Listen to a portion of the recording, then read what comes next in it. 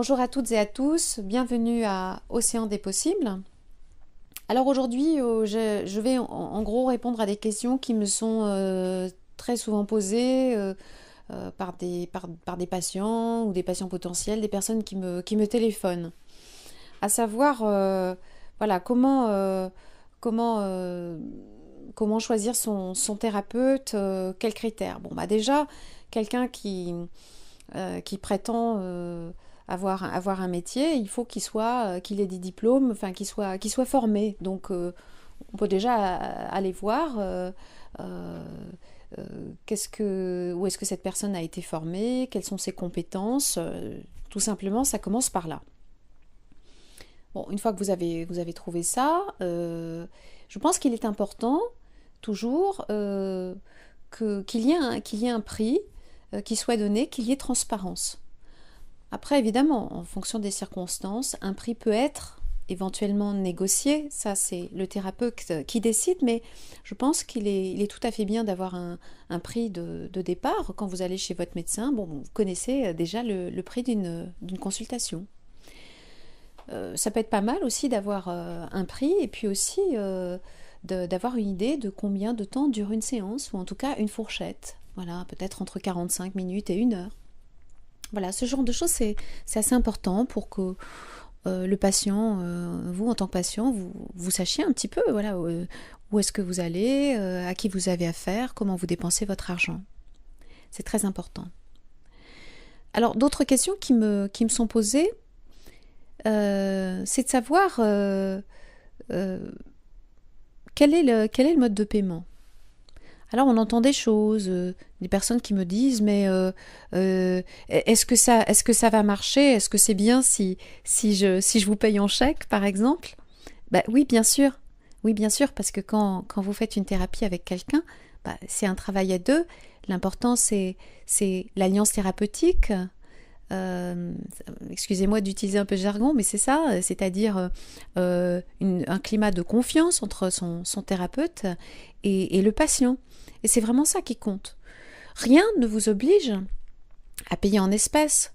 Vous pouvez payer par d'autres moyens. Bon, bien sûr, certains thérapeutes ne sont pas forcément équipés pour, euh, pour les cartes, ils ne prennent pas toujours des cartes. Mais en tout cas, vous devriez avoir le choix entre au moins deux modes de paiement.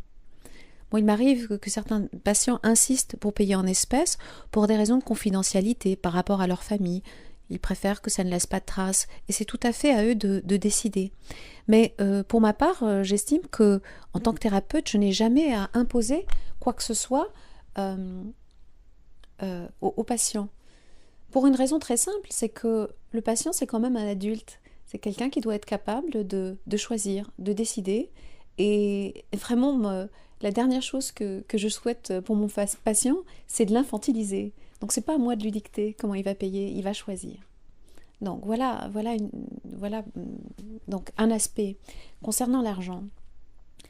Alors, une question que j'entends régulièrement en France. C'est pas une question que j'entendais en Angleterre quand j'ai eu des patients en Angleterre, mais que j'entends dans mon pays. C'est la question de savoir, oui, mais voilà, le patient me demande si je pars en vacances. Alors si je rate des séances, ça veut dire que je dois les payer? Bon, généralement, je dois dire que quand on pose cette question, c'est il y a eu une expérience hein, de cet ordre-là pour le patient. Bah, pour moi, la réponse est très simplement non. Je crois que c'est une question d'éthique, aussi simple que ça. Euh, Si vous allez dans un magasin et, je sais pas, vous essayez une robe, un pantalon, vous n'en aurez pas la jouissance, on va pas vous demander de payer pour quelque chose dont, que vous n'avez pas pu vous approprier. Bah là, c'est pareil. S'il n'y a pas de prestation, si vous ne bénéficiez pas d'une prestation, euh, il n'y a aucune raison de payer pour quelque chose que vous n'avez pas reçu.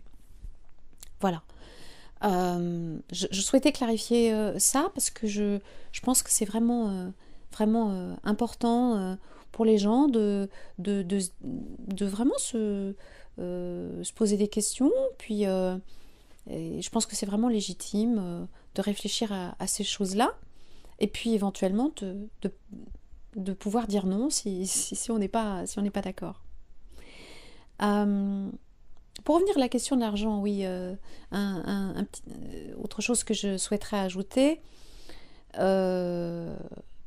certains patients m'ont aussi demandé, oui, mais bon, il paraît que si on paye en espèces, ce sera plus efficace ou que ce serait symbolique, etc.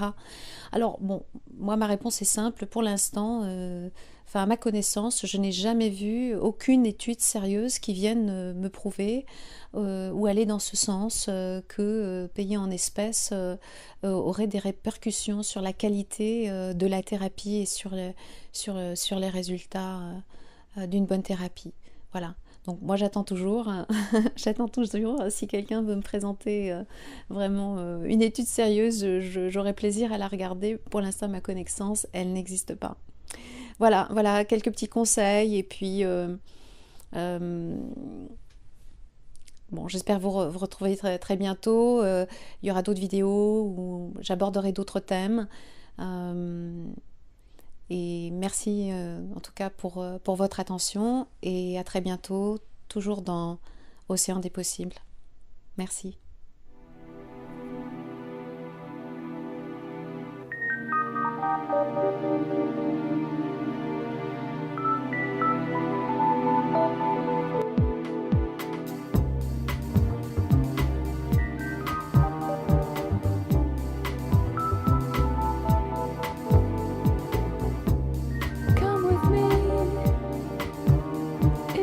Sunshine,